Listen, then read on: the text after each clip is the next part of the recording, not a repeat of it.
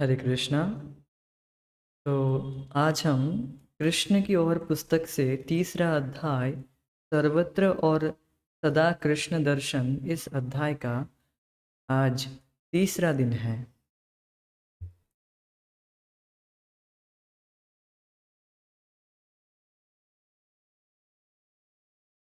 तो इस श्लोक को गाकर हम शुरू करेंगे।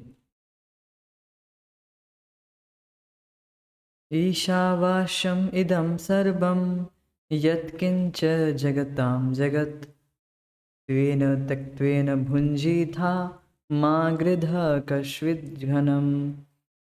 ईशावास्यमिदं सर्वं यत्किञ्च जगतां जगत् त्वेन तक्त्वेन भुञ्जीथा मा गृधः कश्चित् धनम्। इस ब्रह्मांड में जड़ चेतना जो कुछ है उस सब पर परमेश्वर का नियंत्रण और आधिपत्य है।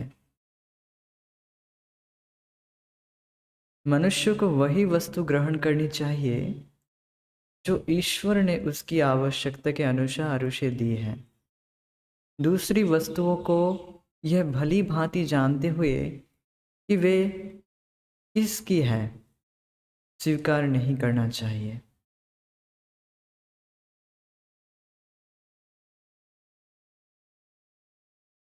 ईशावास्यम इदम सर्वम, इस ब्रह्मांड में जो जड़ चेतन, जो अचर और चर है, जिनमें चेतना है और जिनमें नहीं है, जो कुछ भी है उस पर परमेश्वर का नियंत्रण है और आधिपत्य है। ऐसा नहीं है कि जगत ऑटोमेटिक प्रकट हो गया है। हम कुछ भी वस्तु अपने सामने देखते हैं, उसके पीछे हम देखते हैं कि इस वस्तु को कोई ना कोई बनाया है।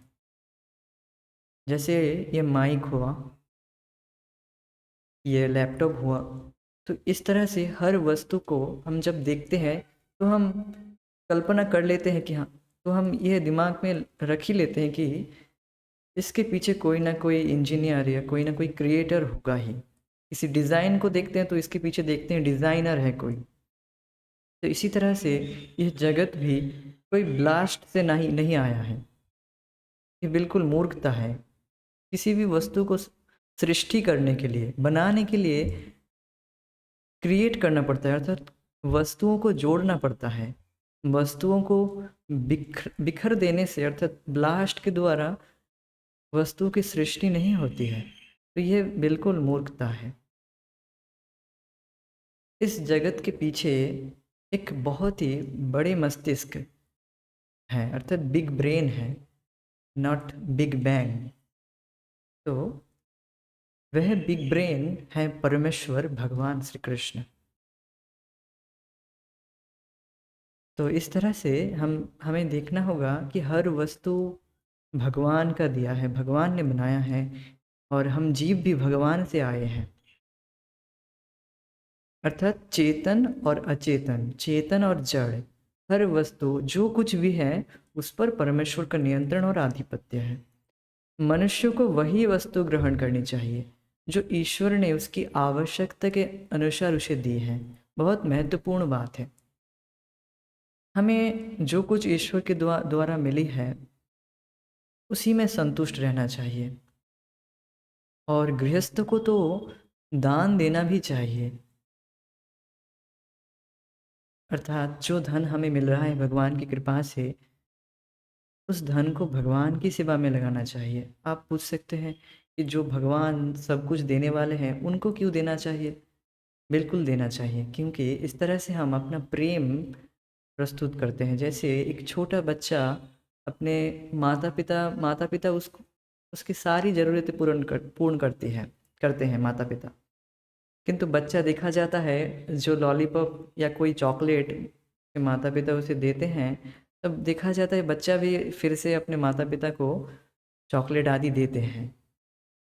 तो ये प्रेम पूर्ण व्यवहार है जो जो हमें अब परमेश्वर अर्थात भगवान से करना चाहिए। देखिए, भगवान हमारी तरह ही एक व्यक्ति है। जैसे हम एक व्यक्ति हैं, पर्सन है, वह इसी तरह से भगवान भी एक पर्सन है, किंतु भगवान सबका नियंत्रण कर रहे हैं, सबका सबको पालन कर रहे हैं। ये बात है। दूसरी वस्तुओं को यह भली भांति जानते हुए कि वे किसकी हैं, स्वीकार नहीं करना चाहिए। अर्थात जो अनवांटेड चीज़ है, जो हमारे हमारे लिए अतिरिक्त है, ज़्यादा है, एक्स्ट्रा है, उन्हें ज़्यादा इकट्ठा नहीं करना चाहिए। जितना ज़रूरत है शरीर निर्वाह करने के लिए, जितना संचय ज़रूरत है वो ठीक है, किंतु एक्सेस में हमें ज़्यादा इकट्ठा करना नहीं चाहिए। वो वस्तु को किसी को दान देना चाहिए, किसी को दे देना चाहिए, ज़रूरतमंद व्यक्ति को दे देना चाहिए।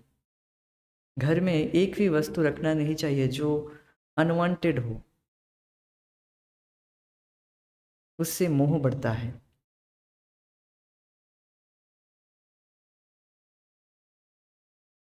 ईशावास्य अर्थात प्रत्येक वस्तु कृष्ण की है।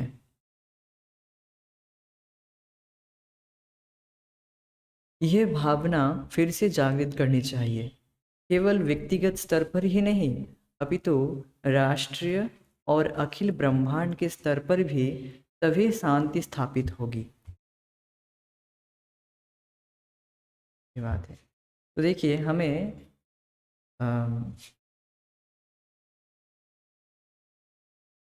केवल व्यक्तिगत रूप से ही नहीं जानना है, सामाजिक रूप से भी इस ज्ञान को प्रयोग करना है।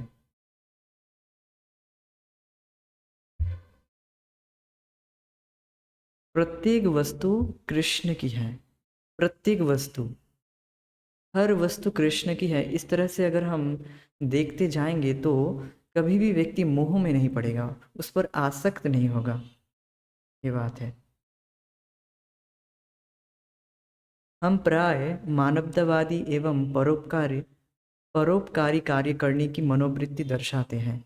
अपने परिवार, अपने देशवासियों और संसार के सभी देशवासियों के साथ मैत्री भाव रखने का प्रयत्न करते हैं, किंतु यह मनोवृत्ति गलत सोच पर आधारित है।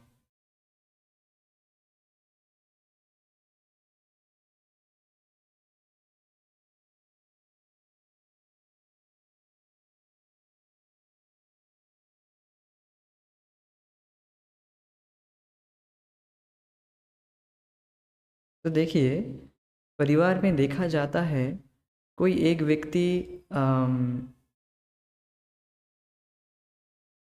किसी ना किसी हम क्लासेस तो करते, तो देखिए यहाँ पर जो बात बताया गया है उस पर हम थोड़ा सा ध्यान देते हैं कि मनोवृत्ति, किंतु यह मनोवृत्ति गलत सोच पर आधारित है।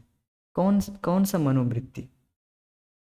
कि हर वस्तु हमारी है और जो परिवार वाले भी हैं वह भी हमारे हैं। यह मनोवृत्ति गलत है। कैसे गलत होता है? देखिए, जब हमारा एक परिवार होता है, दूसरों का भी परिवार होता है, तो बेसिक तो दोनों परिवार में जो इंटरेस्ट है दोनों का, वह तो अलग नहीं होता है। तो जब अलग नहीं होता है तो क्लैश होता है दोनों में, अर्थात झगड़ा होता है दो परिवार में। इस तरह से व्यक्ति में शत्रुता मित्रता रूप से समाज विभाजित हो जाता है। तो आप समझ पा रहे हैं कि यह हम देख नहीं पा रहे हैं कि हर वस्तु कृष्ण की है और हमें कृष्ण को संतुष्ट करने के लिए हर वस्तु को उपयोग करना चाहिए। और परिवार, राष्ट्र, समाज, राष्ट्र में ऐसा क्यों हो रहा है, झगड़ा क्यों हो रहा है? क्योंकि इंद्रिय तृप्ति आधारित है। लोग कहते हैं कि जो तथाकथित कुछ व्यक्ति हैं जो इस तरह से चिल्लाते हैं कि वसुदेव कुटुंबकम, कि पूरा वसुधा हमारे कुटुंब है, हमारे सजन है। तो इस तरह से चिल्लाते रहते हैं, किंतु पूरा वसुधा तो छोड़ दीजिए, परिवार वालों में भी एकता नहीं देखा जाता है, क्योंकि ईश भावना का अभाव है। हर व्यक्ति अपने इंद्रिय तृप्ति के बारे में सोच रहा है। इसके वजह से ही क्लैश अर्थात इंटरेस्ट, दोनों का जो इंटरेस्ट है, हमारा हमारे परिवार में भी ये जो इंटरेस्ट है, सबका इंटरेस्ट अलग अलग है। इंटरेस्ट मैंने समझ रहे हैं कि सबका जो चाहत है, कोई कुछ चाहता है, कोई और कुछ और कुछ चाहता है। तो इस तरह से हर व्यक्ति का एक चाहत अलग है, इसके वजह से दोनों में झगड़ा होना स्वाभाविक है। केवल इस नारे से नहीं होगा कि वसुदेव कुटुंबकम, पूरा वसुदेव, पूरा जगत हमारा परिवार है, इस नारे से नहीं चलेगा। हमें अपने जीवन में शांति के लिए सटीक सिद्धांत को फॉलो करना होगा। ये बात है। तो मनोवृत्ति समझ पा रहे हैं कि जो गलत सोच, मनोवृत्ति गलत सोच पर क्या आधारित है? वह मनोवृत्ति क्या है? इंद्रिय तृप्ति है। सभी की मनोवृत्ति अलग अलग इंद्रिय तृप्ति पर आधारित है, इसीलिए किसी की मनोवृत्ति मैच नहीं करता है। जैसे मेरी मनोवृत्ति है भगवान की भक्ति करना और कथा आदि भगवान की श्रवण कीर्तन में ही लगे रहना, और मैं किसी और व्यक्ति के साथ रहूँगा जो भक्ति के भक्ति से कोई भक्ति से कोई इंटरेस्ट नहीं है, केवल भौतिकता में लगे रहते हैं, उसी में उसका इंटरेस्ट है, उसी में सोचता है कि मैं सुखी हो जाऊंगा, इस तरह से अविद्या में, तो मैं उसके साथ नहीं रह पाऊंगा। मेरे साथ मैं उसके साथ एक क्षण भी नहीं रह पाऊंगा, क्लैश होगा। इवन वो जो व्यक्ति अभी भक्त बन रहा है, वह भी अगर अ, मेरे जो मनोवृत्ति है अर्थात उसके साथ मैच नहीं करेगा, तो झगड़ा होगा, एक देखा जाता है। और कलयुग में तो ज़्यादा, ये बहुत ज़्यादा बढ़ रहा है कि मनोवृत्ति थोड़ी सी अलग हो जाती है तो तुरंत कलह बन जाता है, क्योंकि ये है कलयुग का प्रभाव दिन प्रतिदिन बढ़ रहा है। तो कलह अर्थात कली कली पुरुष जो है वह सबके मन में इस तरह से झगड़ा बंधा ही देगा। केवल जो भगवान के भक्ति में लगे हैं और केवल कृष्ण को प्रसन्न करना चाह रहे दिन भर, एक गोल है परिवार में, सभी व्यक्तियों का एक ही गोल है कि मैं केवल सभी सभी लोग यही चाहते हैं कि कृष्ण प्रसन्न हो, तो वहाँ पर क्लैश होने का कोई संभावना ही नहीं है। जैसे हम पहले भी ये एग्जाम्पल दिए थे, कोई गोला बनाने के लिए एक केंद्र होना चाहिए, एक सेंटर होना चाहिए, वैसे ही और वैसे ही परिवार में भी एक सेंटर होना चाहिए। कृष्ण कृष्ण को प्रसन्न करना यही सेंटर होना चाहिए, तो फिर किसी में भी क्लैश नहीं होगा।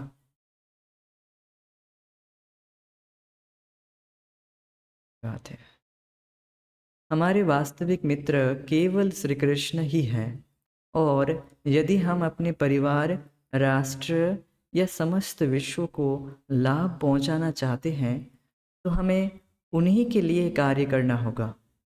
यदि हम अपने परिवार की कुशलता चाहते हैं, तो हमें उसके प्रत्येक सदस्य को कृष्ण भावना भावित बनाने का प्रयत्न करना चाहिए। तो आप समझ पा रहे हैं कि किसी भी व्यक्ति को आप किसी भी व्यक्ति का भला चाहते हैं, किसी भी व्यक्ति का मंगल करना चाहते हैं, तो व्यक्ति को आप उस व्यक्ति को आप कृष्ण भावना दीजिए, हरे कृष्ण महामंत्र जप करने के लिए बोलिए और भगवान के विषय में सुनने के लिए बोलिए। इस तरह से व्यक्ति का परम मंगल साधित होगा। परम मंगल क्या है? कि वह व्यक्ति इसी भावना में है कि मैं ये देह हूँ और मुझे क्यों दुख मिल रहा है। वो परेशान है व्यक्ति, मुझे क्यों दुख मिल रहा है, मैं इतना सज्जन पुरुष हूँ, मुझे ही क्यों दुख मिल रहा है। हाँ, तो इस तरह से व्यक्ति परेशान रहता है, किंतु जब भी वह सोच कृष्ण भावना को ग्रहण करता है, वह फिर यह ज्ञान स्वतः उसको मिलता है, या शास्त्र सुनकर गुरु से सुनता है, भक्तों से सुनता है कि अरे मैं तो कृष्ण का अंश हूँ, मैं तो ये शरीर नहीं हूँ, मैं जो भौतिक शरीर हूँ, शरीर नहीं हूँ। और ये इसको जो बुरा लग रहा है, ये शरीर के वजह से है, और मैं तो भगवान का अंश हूँ, मुझे तो किसी भी बात में बुरा लगना नहीं चाहिए मुझे। तो ये बात है।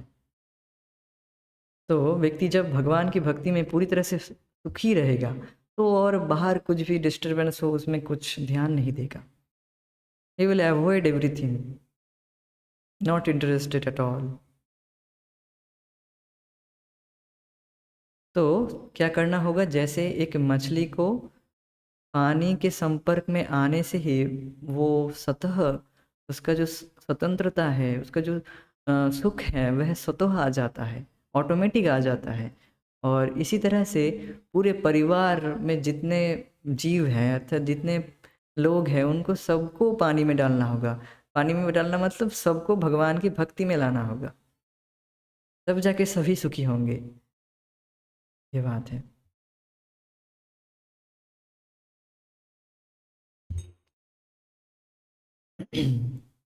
संसार में अनेक मनुष्य अपने परिवार को लाभ पहुंचाने का प्रयत्न कर रहे हैं, किंतु दुर्भाग्य से वे सफल नहीं हो पाते। वे नहीं जानते कि वास्तविक समस्या क्या है। तो देखिए, दुर्भाग्य से वे सफल क्यों नहीं हो पा रहे, क्योंकि सब वो केवल अपने इंद्रियों को सुख देना चाहते हैं, अपने इंद्रिय और अपने परिवार के इंद्रियों को सुख देना चाहते हैं, जो कभी संभव नहीं है। क्योंकि जड़ इंद्रिय कभी भी सुख चेतन प्राणी को नहीं दे सकता है। ये सिद्धांत है, हम पिछले क्लास में ये है सिद्धांत सुने थे। तो वे नहीं जानते कि वास्तविक समस्या क्या है। वास्तविक समस्या क्या है? जन्म मृत्यु जरा व्याधि, यही वास्तविक समस्या है। हम तथाकथित रूप से बहुत चीज़ों को समस्या मानते हैं, यह प्रॉब्लम है, वह प्रॉब्लम है, किंतु असल में वास्तव में यही प्रॉब्लम है कि हम जन्म मृत्यु जरा व्याधि इस चक्र में हम फंसे हैं। यह असली वास्तविक समस्या है, जिस पर इस समस्या पर कहीं पर भी चर्चा नहीं होगी। जो वास्तविक समस्या है उस पर चर्चा नहीं होगी, जो वास्तविक समस्या नहीं है उसी पर घंटों घंटों चर्चा होती है जगत में। कितने अज्ञान में हैं हम। बात है, जैसा कि श्रीमद् भागवतम कहता है, मनुष्य को तब तक माता पिता या गुरु बनने का प्रयत्न नहीं करना चाहिए जब तक कि वह अपने आश्रित को मृत्यु रूपी भौतिक प्रकृति बंधन से छुड़ाने की क्षमता ना रखता हो।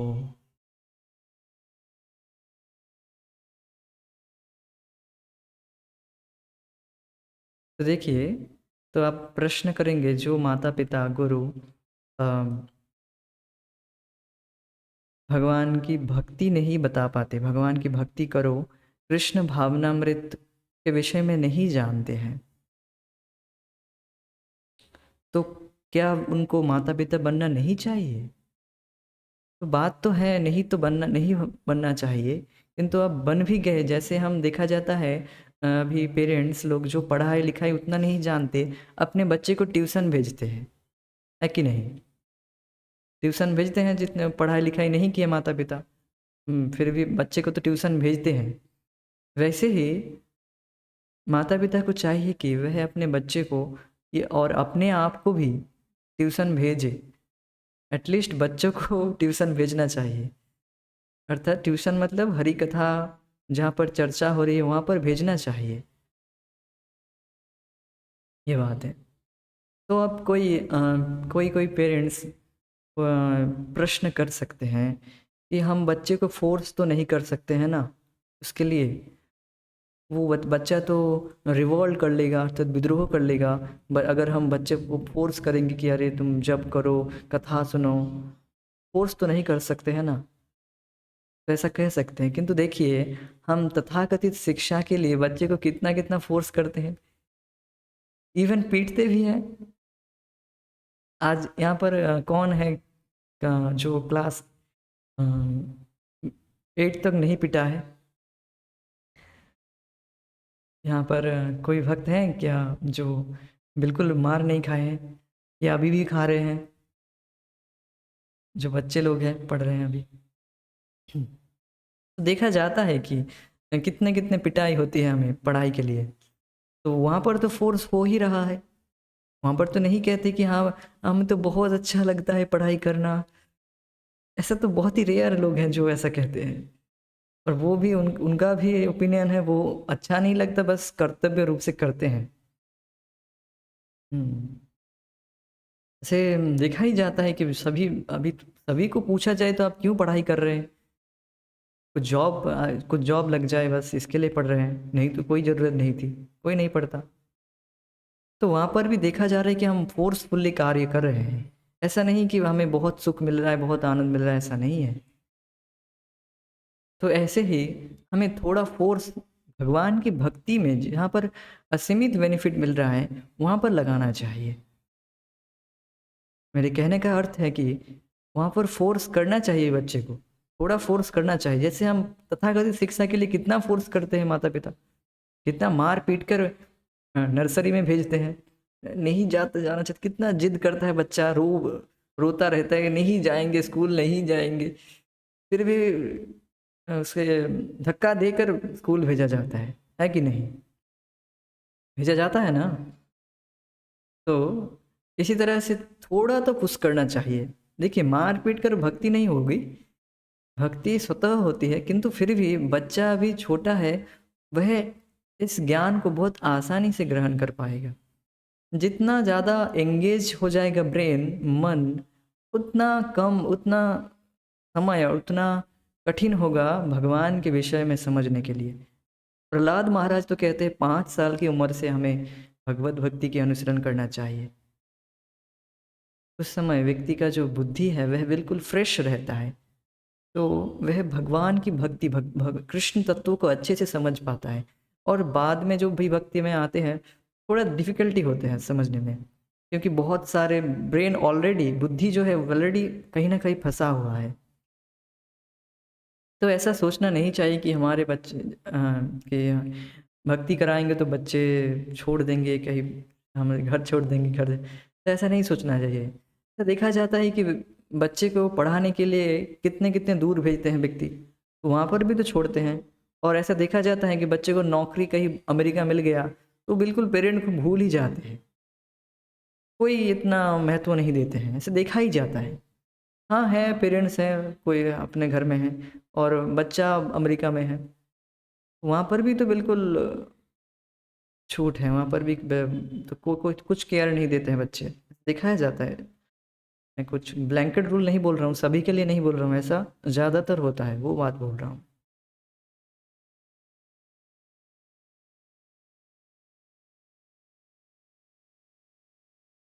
तो पिता को कृष्ण तत्व का ज्ञान होना चाहिए और उसे दृढ़ता से संकल्प करना चाहिए कि उन्हें जन्म मृत्यु के दुखदायक चक्र में अब और नहीं फंसना होगा।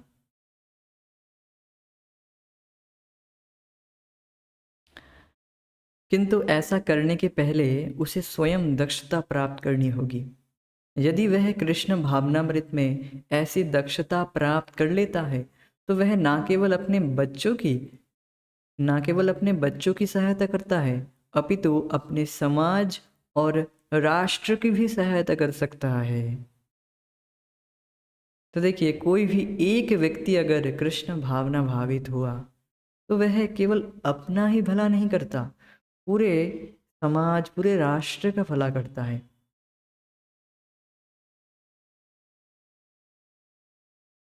जैसे देखा जाता है, कोई एक व्यक्ति अगर, एक बच्चा वो खराब निकला, तो देखा जाता है उसके संपर्क में जो भी बच्चे आते हैं वो भी सब खराब हो जाते हैं। तो ये संगत की बात है। अर्थात एक व्यक्ति अगर कृष्ण भावना भावित हुआ, तो उसके संगत में जो भी आएंगे, जो भी व्यक्ति आएगा, वह भी कृष्ण भावना भावित होगा। He will be like a touch stone. अर्थात वह एक पारस मणि के समान हो जाएगा, जो कृष्ण भावना भावित व्यक्ति होता है। वह एक पारसमणि, पारसमणि आप समझ रहे होंगे कि जिस उसके संपर्क में जो भी आता है वह भी उम, पारसमणि बन जाता है। तो इस तरह से एक व्यक्ति अर्थात अपना एक व्यक्ति भी अगर कृष्ण भावना भावित हुआ तो वह पूरे समाज को लाभ पहुंचाता है। और एक व्यक्ति अगर टेररिस्ट निकला तो देखा जाता है पूरे समाज को वो अ, परेशान कर देते हैं।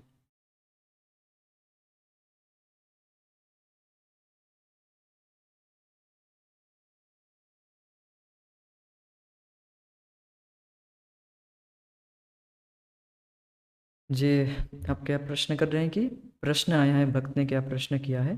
कृष्ण भावना भावित व्यक्ति को ऐसा व्यक्ति का संग नहीं करना चाहिए चाहिए ना जो दूसरे लड़के लड़कियों का संग करते हैं।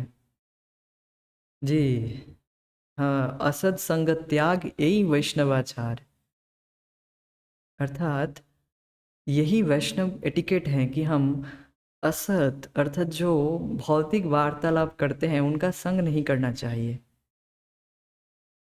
ये बात है। संग का मतलब आपको समझ लीजिए। संग करना मतलब अ,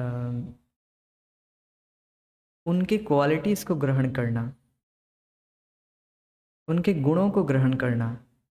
जैसे ही हम भौतिक वार्तालाप करते हैं, भौतिक व्यक्तियों के संपर्क में आते हैं तो वो जो वार्तालाप करते हैं वो हमारे कान में जाते हैं तो हमें हमें इम्प्योरिटी अशुद्ध करते हैं। असद वार्ता सपज रमणी वेश्या सपज रमणी, असद वार्ता वेश्या सपज रमणी के समान है।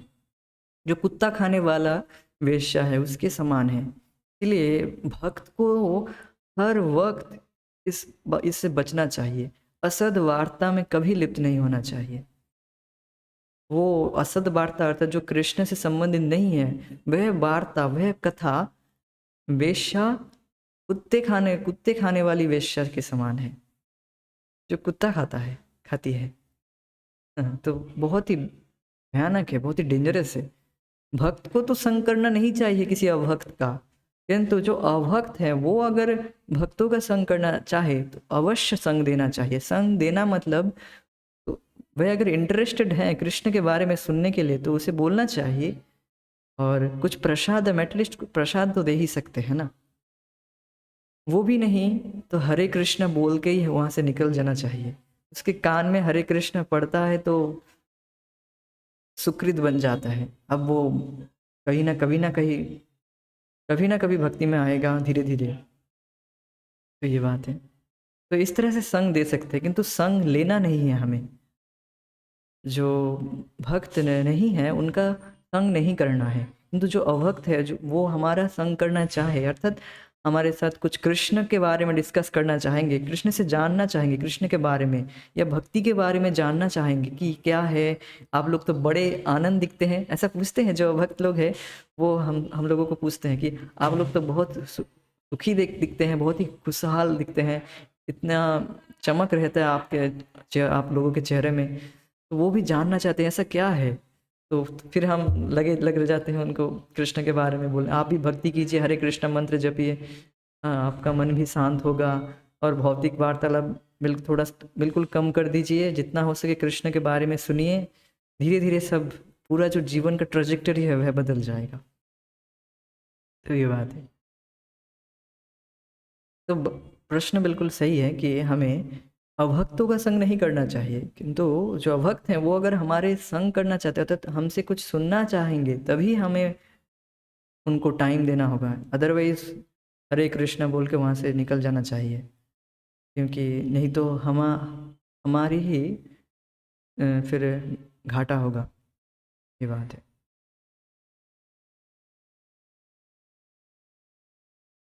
तो आगे बढ़ते हैं।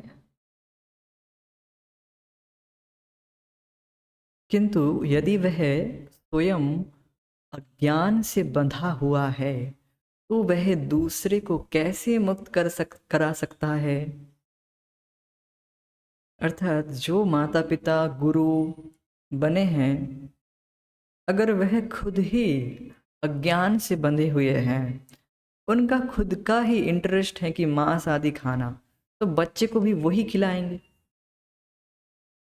खुद ही भगवत भक्ति के विषय में कोई इंटरेस्ट नहीं है, जन्म मृत्यु के चक्र से नहीं बचना चाहते हैं, नहीं बाहर निकलना चाहते हैं, अर्थात कुएं से बाहर निकलना नहीं चाहते। अरे बच्चे को भी वही वही कुएं में उसका जो सेटलमेंट है वो कुएं में कर देते हैं। तथाकथित सेटल होना चाहते हैं कुएं में। कोई चाहेगा यहाँ पर कुएं में सेटल होना? Raise hand if you want to settled in well. कोई नहीं चाहेगा। कुएं से बाहर निकलना ही बुद्धिमत्ता है।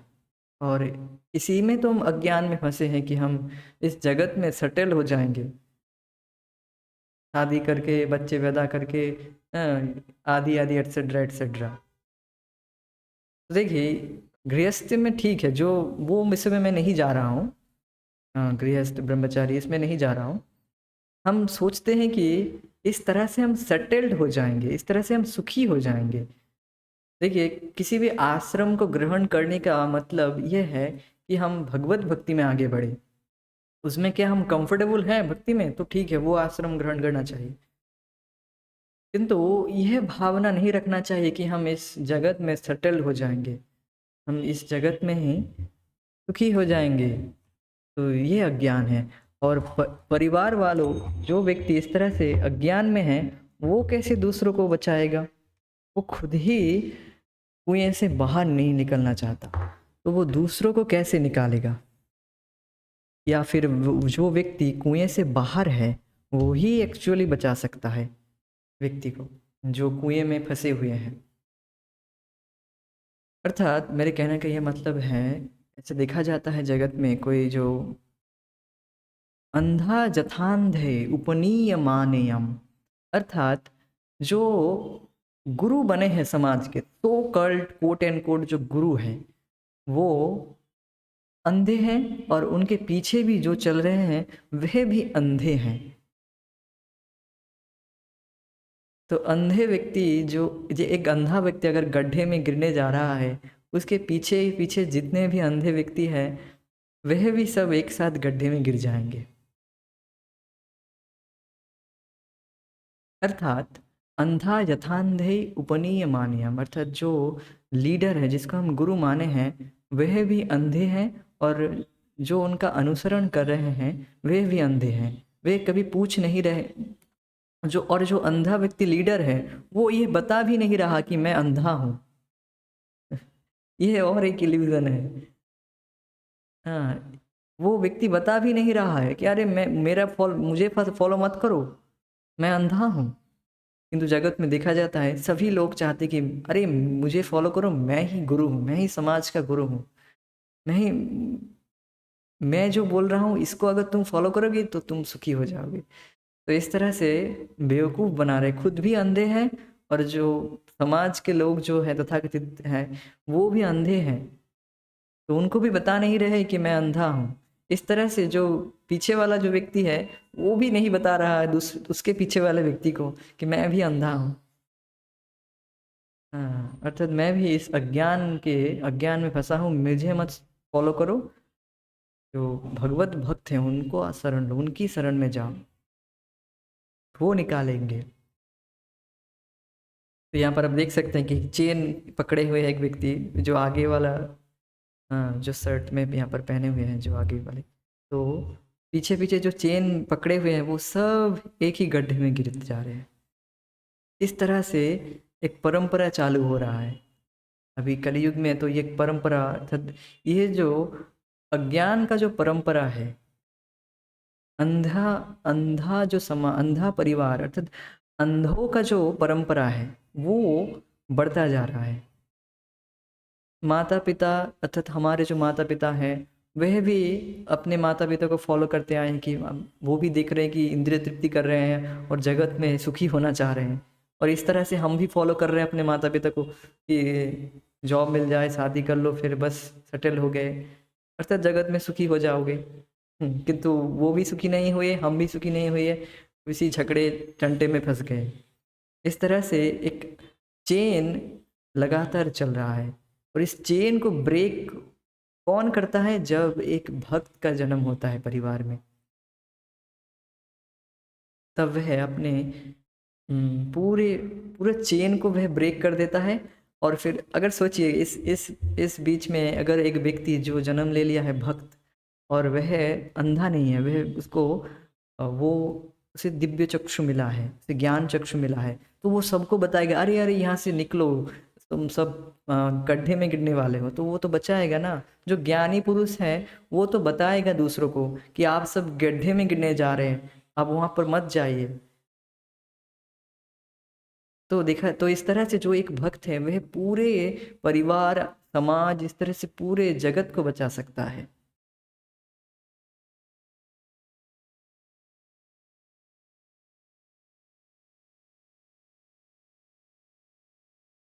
देखिए भक्त का कर्तव्य है कि वह सबको बताए कि आप सब अज्ञान में हैं, अविद्या के द्वारा हम सब ढके हुए हैं, और इसके वजह से हम समझ नहीं पा रहे कि असली सुख क्या है, असली सुख कहाँ है, किस में है, क्या करने से हमें सच्चा सुख मिलेगा, किस में हम सुखी होंगे, ये हम नहीं जानते हैं। और बार बार हम उसी चीज़ को बार बार ट्राई कर रहे हैं, जिसको जिससे हमें बार बार दुख मिला है। किंतु भक्त का कर्तव्य है कि वह बताएं कि असली सुख यहाँ पर है, और यहाँ पर अगर जाएंगे तो आप इस कुएं से बाहर निकल पाएंगे। भक्त का कर्तव्य है ये बताना, और सामने वाला अगर व्यक्ति ग्रहण नहीं कर रहा है तो वह उसकी बात है, वो उसकी और भगवान के बीच में। हमारा कर्तव्य है कि हम सबको बताएं। जो ज्ञानी पुरुष है उसका कर्तव्य है कि सबको बताएं कि अरे आप लोग तो गड्ढे में गिरने जा रहे हैं।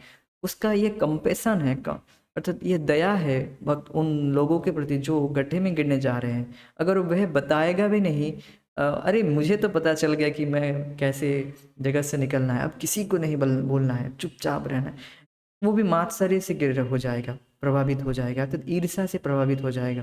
फिर उसमें भी भक्त वह भी ज़्यादा दिन इस प्रोसेस को नहीं फॉलो कर पाएगा।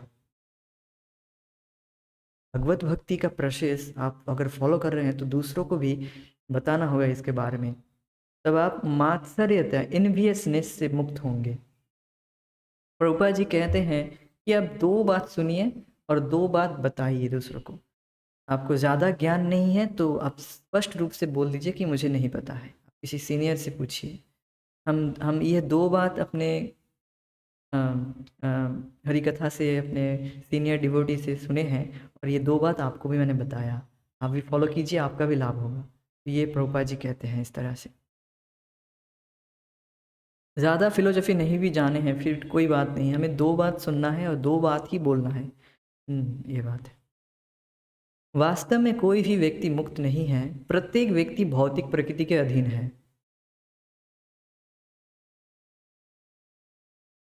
ये मैं उदाहरण दिया केवल दो बात, मतलब आप जैसे सुने हैं कि अब तक तो आपको आपको समझ में आया ही होगा कि हम जगत में सुखी नहीं हो सकते हैं, कितना भी हम ट्राई कर ले, बार बार ट्राई करते आए हैं, जगत में कभी नहीं सुखी हुए हैं। आपको इतना समझ में आया तो इतना बोलिएगा, तो आप कैसे सुखी होंगे? हरे कृष्ण महामंत्र जप कीजिए, थोड़ा कीजिए, एक बार बोलिए, 10 बार बोलिए, 11 बार बोलिए। हाँ, फिर देखिएगा आपका मन शांत हो रहा है। हाँ, तो इस तरह से आपको जो दो बात का मतलब आपको जितना समझ में आता है उतना बोलना होता है दूसरों को। अगर दूसरा इंटरेस्टेड है तो, नहीं तो आपको सुनेगा ही नहीं। आपका बोलने का कर्तव्य है, वो व्यक्ति सुनेगा नहीं सुनेगा कोई बात नहीं। भगवान आपका इंटेंशन देख रहा है कि अरे ये भक्त तो दूसरों को बताने में कितना इंटरेस्टेड है, मुझे तो और ज्ञान देना चाहिए इसे। इस तरह से आपको और ज्ञान प्रकाशित होगा। Krishna will revealed himself in your heart.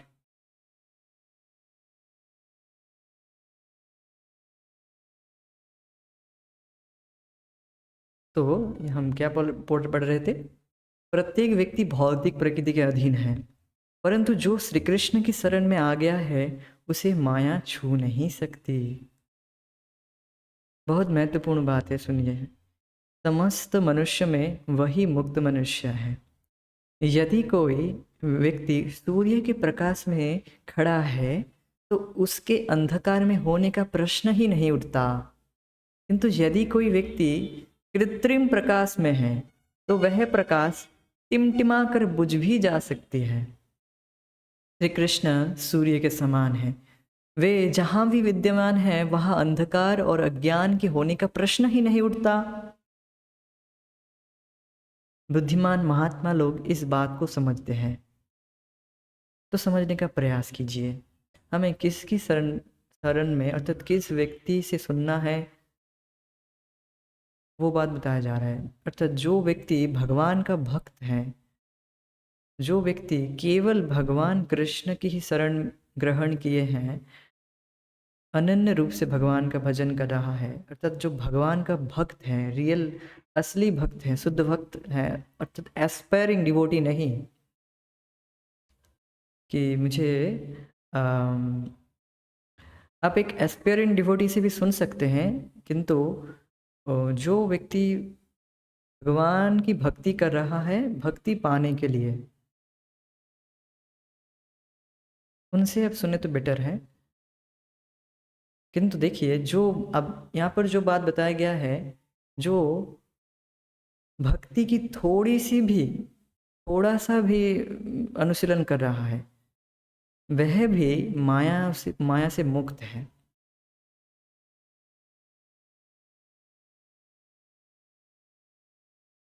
वह भी माया से मुक्त है जो थोड़ी सी भी भक्ति कर रहा है। अब कह सकते हैं हम तो माया में गिर जा रहे हैं, तो देखिए धीरे धीरे भगवान आपको पूरी तरह से माया से मुक्त कर देंगे। ये बात है, हमें केवल भक्ति करते जाना है। धीरे धीरे जब हम पूरी तरह से शुद्ध हो जाएंगे, तब पूरी तरह से है जग अर्थात माया से छूट जाएंगे। भगवान के जो भक्त हैं वह पूरी तरह से माया से मुक्त हैं।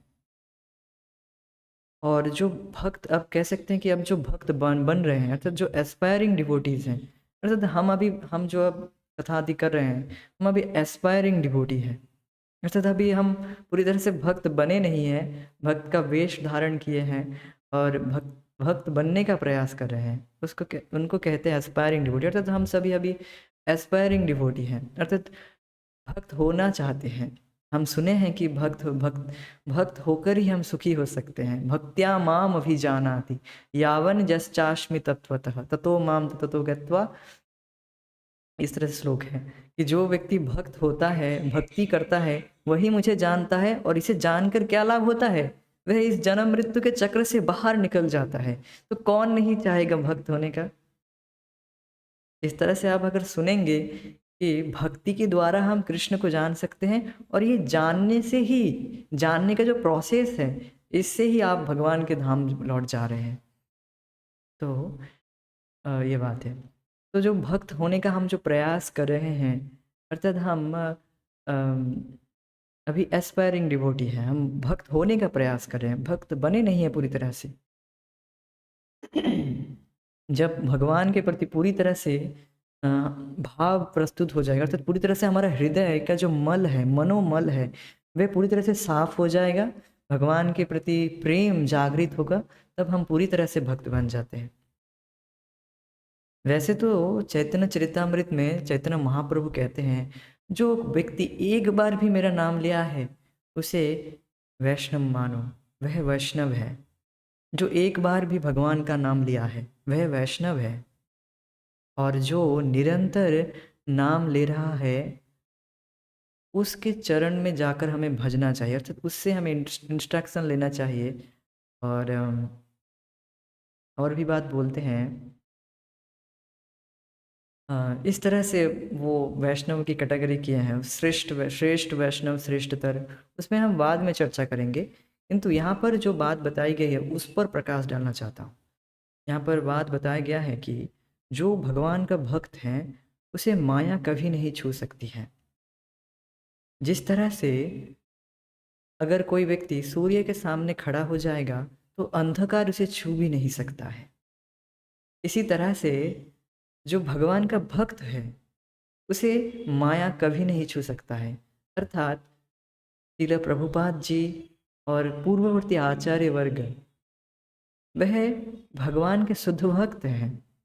शुद्ध भक्त अर्थात पूरी तरह से वो भगवान के प्रेम में पूरी तरह से वो भगवान को प्रेम को प्राप्त किए हैं और भगवान के पार्षद हैं, नित्य पार्षद हैं, शुद्ध भक्त हैं, नित्य पार्षद हैं, उनको कभी भी माया छू नहीं सकती है। ये बात है। हम उनसे ज्ञान प्राप्त कर रहे हैं गुरु परंपरा से। इस तरह से हम गुरु परंपरा से ज्ञान प्राप्त कर रहे हैं। ऐसा नहीं हम किसी भी किसी अपूर्ण व्यक्ति जिसकी सेंसेस अपूर्ण है, अर्थात भौतिकतावादी लोगों के 4 डिफेक्ट्स होते हैं, वो मिस्टेक्स करते हैं और वो भ्रमित हो जाते हैं, किसी भी वस्तु को लेकर भ्रमित हो जाते हैं। और तीसरा है कि दूसरों को ठगने का प्रवृत्ति रहता है। और चौथा है कि अ, वो चौथा जो है वो मैं भूल रहा हूँ कि इंग्लिश में है कि पहले वो गलती करता, हाँ चौथा याद आ गया मुझे। चौथा है कि उसके इंद्रिय, अर्थात भौतिकतावादी लोगों का इंद्रिय जो है वह अपूर्ण है। भौतिकतावादी लोगों का ये 4 डिफेक्ट्स होते हैं कि वह मिस्टेक करता है, और दूसरा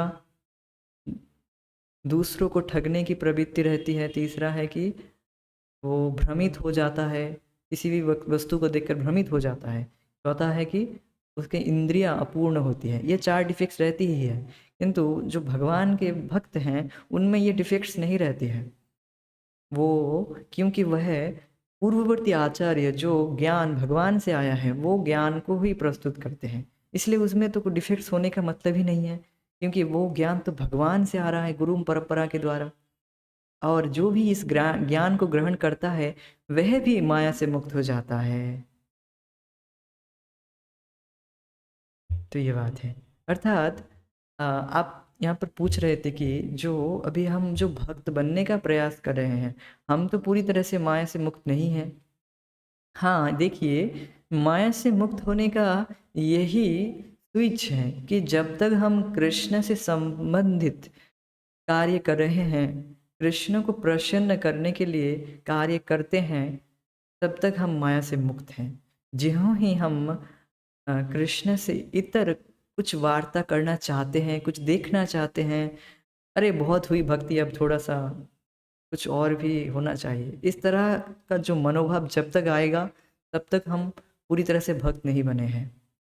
जो भगवान के भक्त हैं वह 24 घंटे ही भगवान की भक्ति में लगे रहते हैं। 24 घंटे मीन्स 24 आवर्स मीन 24 आवर्स, ये बात है। और देख लीजिए कि हम में कितना यह भाव आया है कि हम भगवान की भक्ति में कितना झुकाव आया है। यह एस्पायरिंग डिवोटी होते हैं जो, अर्थात हम 24 घंटे तो भक्ति नहीं करते हैं, एटलीस्ट मैं तो नहीं करता हूँ। फिर भी प्रयास करते हैं जितना हो सके भगवान की भक्ति करना। पता है कि वो सब दुख है, फिर भी उसमें प्रवृत्ति होता है। क्यों प्रवृत्ति होता है? क्योंकि पूर्व का जो अभ्यास है इसके वजह से हम उसी में प्रवृत्त हो जाते हैं। किंतु जितना हम भगवान के विषय में सुनेंगे अपने हृदय को, उतना ही हृदय शुद्ध होता जाएगा, और उतना ही जो इंक्लिनेशन है, जो सहज प्रवृत्ति है, वो भगवान की भक्ति की ओर ही जाएगा। यह फॉर्मूला है। तो यहाँ पर और जो बात बताया गया है कि अर्थात हमें जितना हो सके अंधकार में नहीं रहना है, हमें सूर्य के सामने आना है। सूर्य के सामने आना मतलब जितना हो सके हमें भगवान की भक्ति करना है, एज मच एज पॉसिबल। उतना ही हम यह सहज प्रवृत्ति कि हम भगवान की भक्ति करके ही सुखी होंगे, यह प्रवृत्ति डेवलप्ड होते जाएगा। ये बात है। तो यहाँ पर इंग्लिश में एक बात बताई, Krishna is compare to sunshine and Maya is compare to darkness. Whenever there is sunshine, there cannot darkness. As soon as one takes to Krishna consciousness, the darkness of illusion, the influence,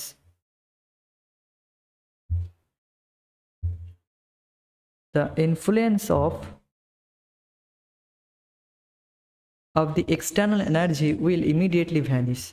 तो देखिए यहाँ पर क्या बताया गया है, कृष्ण सूर्य सम माया है अंधकार, जहाँ कृष्ण तहाँ नहीं माया अधिकार। चैतन्य चरितमृत से यह श्लोक दिया गया है यहाँ पर। और उसी का अनुवाद दिया गया है यहाँ पर। कृष्ण सूर्य सम माया है अंधकार, जहाँ कृष्ण तहाँ नहीं माया अधिकार। अर्थात कृष्ण सूर्य के समान है, कृष्ण सूर्य सम, माया, माया है अंधकार, तो माया अंधकार होती है। जहाँ कृष्ण तहाँ नहीं माया अधिकार, जहाँ पर कृष्ण है वहाँ पर माया की कोई जुरिडिक्शन अर्थात माया का कोई अधिकार नहीं है। अर्थात हम जो ये कृष्ण कथा कर रहे हैं, अभी हरि कथा चर्चा कर रहे हैं, इस समय माया आपको डिस्टर्ब नहीं कर सकती है, ये बात है। क्योंकि माया को पता है कि अगर आपको इस समय वो आपको छू भी नहीं सकता है, क्योंकि आप कृष्ण के संपर्क में हैं। ये बात है। तो जितना हो सके व्यक्ति को भगवान की भक्ति में आना चाहिए, अर्थात सनलाइट में आना चाहिए। अब जो व्यक्ति अपने आप को दरवाज़ा बंद करके घर में है, वो तो उसके लिए तो हम क्या कर सकते हैं, उसके लिए तो खुद ही वो दायित्व है, ऊपर दायित्व। हाँ, उसके लिए वो खुद ही जिम्मेदार है कि वो दरवाज़ा बंद करके घर में बैठा है और मैं बोलता है कि मुझे तो सनलाइट नहीं मिल रहा है, मुझे तो धूप नहीं मिल रहा है, तो वो गलती उसकी है, वो घर से बाहर नहीं निकल रहा है। अर्थात गलती व्यक्ति की है कि हम भगवान की भक्ति नहीं कर रहे हैं, ये गलती हमारी है ना। हम सूर्य के संपर्क में नहीं आना चाहते हैं, तो सूर्य के संपर्क में नहीं रहेंगे तो माया रहेगा। अगर धूप नहीं रहेगा अर्थात हम लाइट में नहीं रहेंगे तो आ, अंधकार में रहेंगे, कहीं ना कहीं तो रहना ही है, ये बात है। अर्थात इफ आपको किसी एक को चॉइस करना है, अगर आप कृष्ण को चॉइस करेंगे तो आप माया ऑटोमेटिक छूट जाएगा, अगर माया को चॉइस करेंगे तो कृष्ण छूट जाएगा। तो choice is your, which you want to take. ये बात है।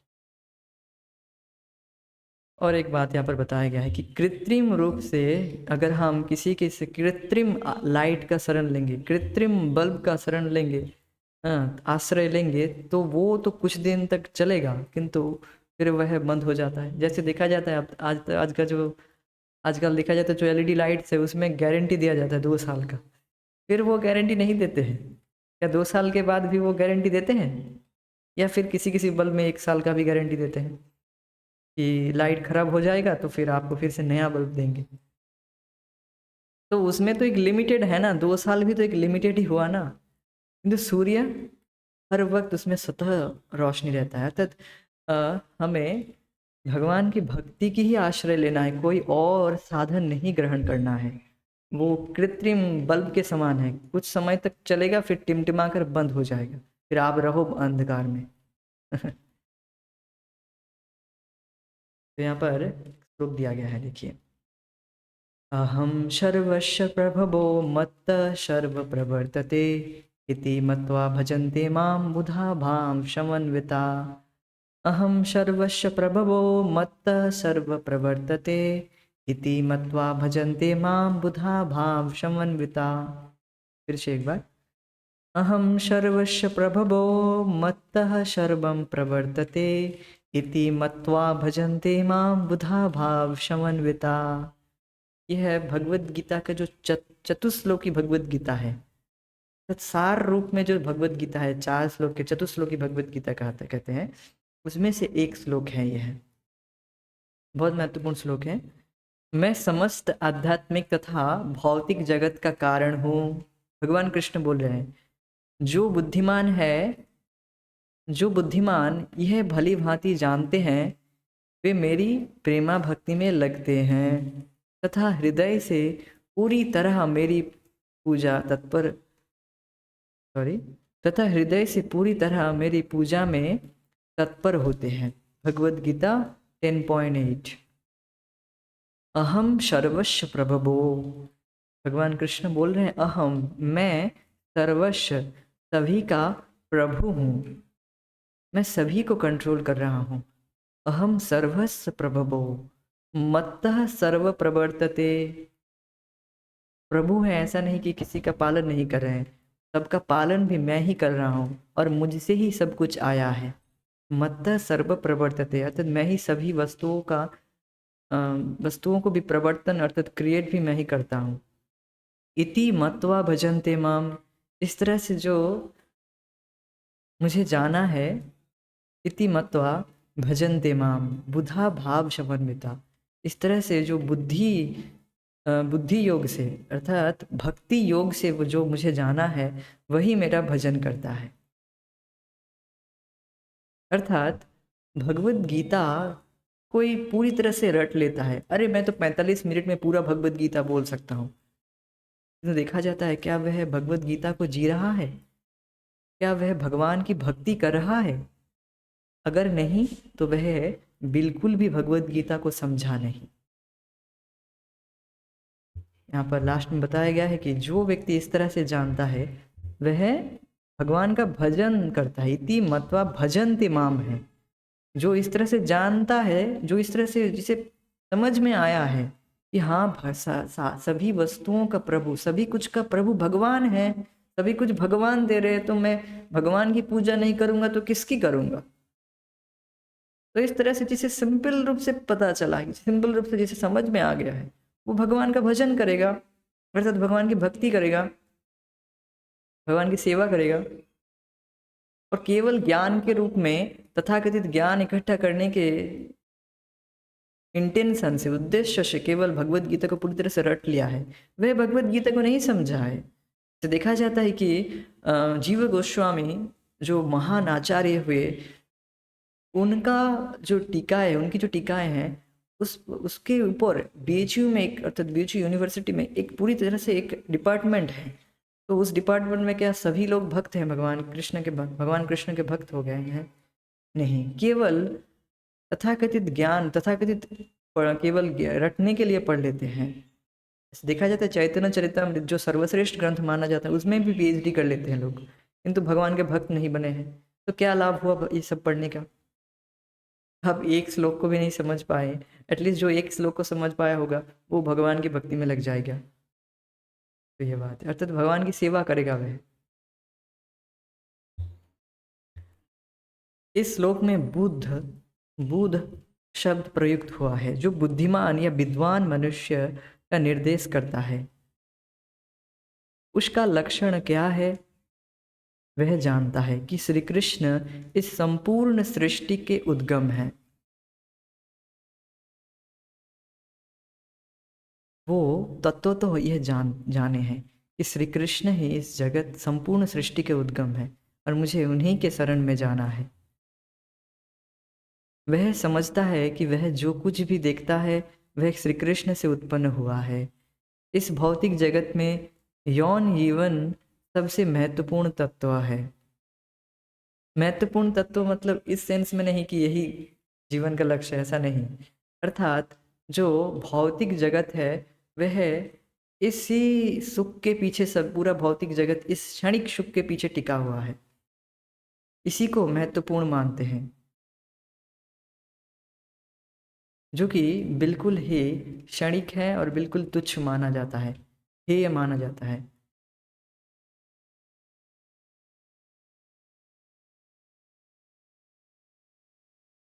तो इस भौतिक जगत में जो इस पर जो यौन जीवन है सबसे महत्वपूर्ण तत्व है, अर्थात काम भाव सभी जीवों में पाया जाता है। ऐसा प्रश्न हो सकता है कि यह काम भाव कहाँ से विद्यमान है? तो वस्तुतः यह ब्रज की गोपिकाओं के साथ उनके संबंध में प्रकट होती है। इस भौतिक जगत में जो कुछ भी पाया जाता है, अंतर यह है कि इस भौतिक जगत में प्रत्येक वस्तु विकृत रूप में दिखाई देती है।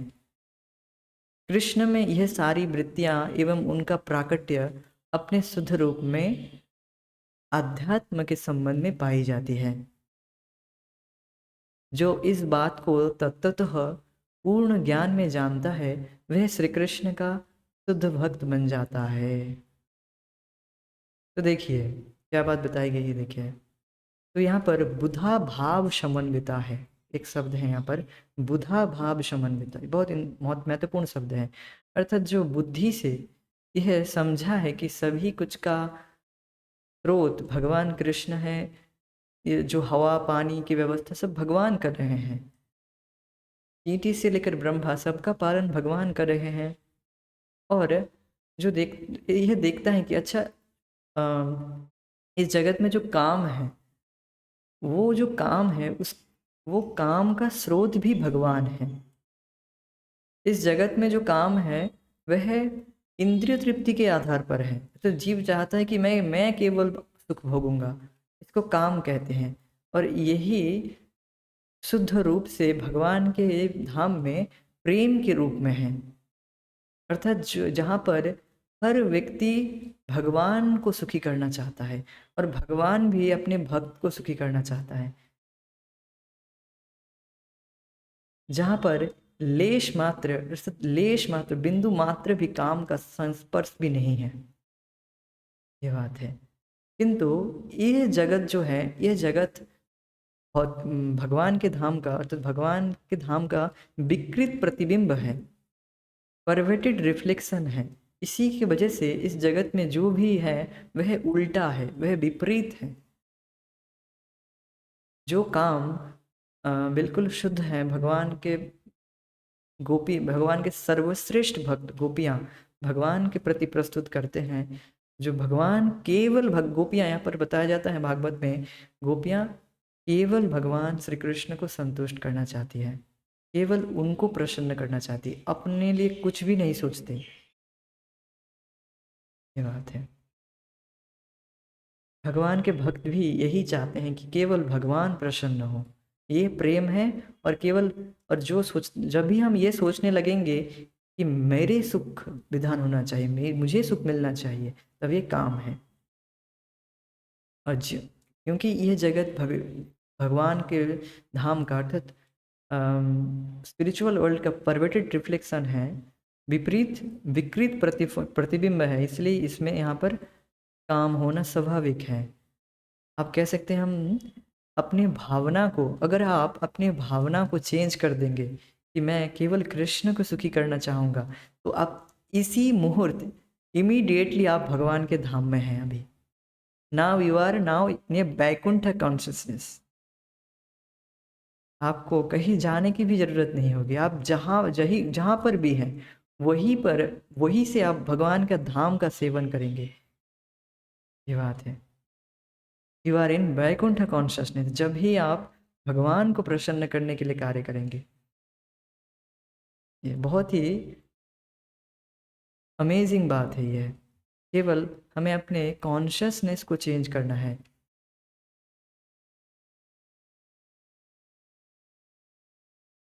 तो इस तरह से जो जानता है वह कृष्ण का शुद्ध भक्त बन जाता है।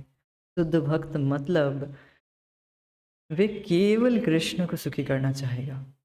व्यक्ति केवल अपने बारे में बिल्कुल भी नहीं सोचेगा कि मुझे सुख मिले, इसके बारे में बिल्कुल भी तनिक भी नहीं सोचेगा। केवल कृष्ण को ही सुखी करना चाहेगा।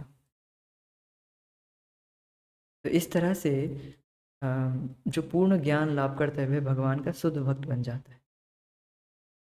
तो आज हम यहीं पर रुकेंगे, आगे के श्लोक को हम आगे चर्चा करेंगे। हरे कृष्णा। जय श्रील प्रभुपाद, जय गौर प्रेमानंद।